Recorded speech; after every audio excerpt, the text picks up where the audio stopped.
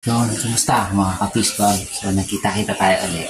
Ngayon kasi dumating na ang ating hinihintay, yung clip natin para sa helmet holder natin sa mobile phone natin. Siyempre yung gamit natin pang motovlog. Ito na. Dumating na siya yung clip natin, diba? Kasi nasira nga yung dalawang clip natin. Ngayon, meron tayong clip dito, yung fit clip lang, hindi yung naka-roscas. Sana ito, roscas na to. Gaya ng ginagamit natin ng una na nabalik. So, sana ito na. Excited na. Ito yun.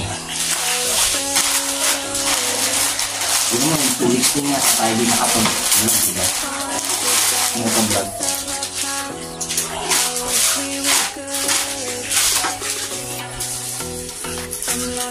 Yung order ko na ito, ano siya, just yung tapak. Ito hindi ko alam eh. Sa hindi ko na lang, kasi ang hirap na niya hanapin, yung drum na yun. Wala na akong makita. Ito na paano yun. Wala na siyang box. Ayan. Ayun, okay, sing na sing. Sing na sing dun sa nasira na. Ayan siya.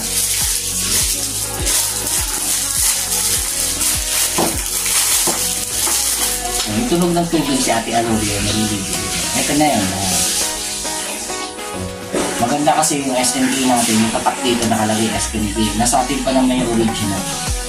Ngayon kasi, kailangan natin to dahil ito diraskas. Ayan o.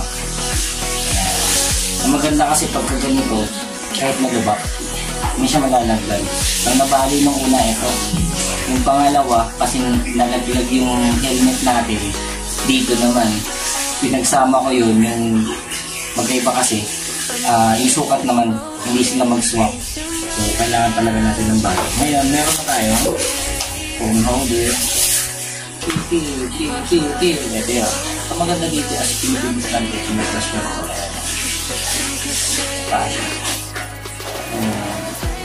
Naon na ito. Pakita-kita na lang tayo sa ating motovlog.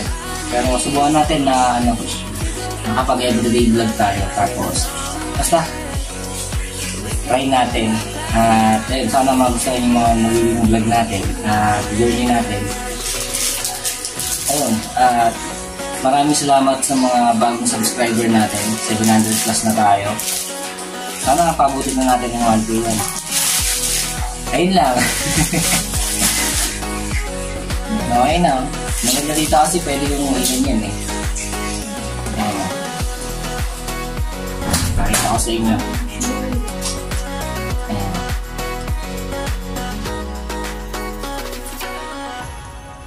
Pag ginano natin, ayan, ganyan siya.